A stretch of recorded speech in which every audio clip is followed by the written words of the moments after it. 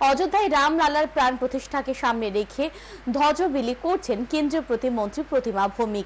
সকলে যাতে বাড়িতে ধ্বজ লাগান সেজন্য তিনি লোকজনের মধ্যে তা বিলি করছেন। পাশাপাশি প্রধানমন্ত্রীর আহ্বানে যাতে 22শে জানুয়ারি বাড়িতে সন্ধ্যার সময়ে সবাই প্রদীপ প্রজ্বলন করেন। শুক্রবারের পর শনিবারও রাজধানীতে ধ্বজ বিতরণ করেন প্রতিমা ভৌমিক। এদিন দুর্গাচৌমুহনী বাজারে ব্যবসায়ী সহ ক্রেতাদের মধ্যে ধ্বজ বন্টন করলেন কেন্দ্রীয় প্রতিমন্ত্রী। ওনার সঙ্গে ছিলেন বিজেপির স্থানীয় কার্যকর্তা ও কর্মীরা। প্রতিমা ভৌমিক এদিন বলেন, রামের গৃহপ্রবেশ আবেগ, আনন্দ ও স্ব-অভিমানের বিষয়।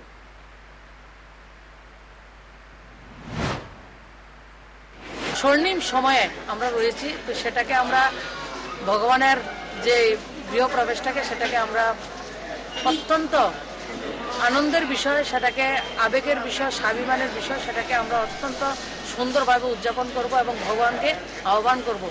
ভগবান সেদিন আমাদের প্রত্যেকের ঘরে আসবেন, সেটাই সবার কাছে প্রার্থনা।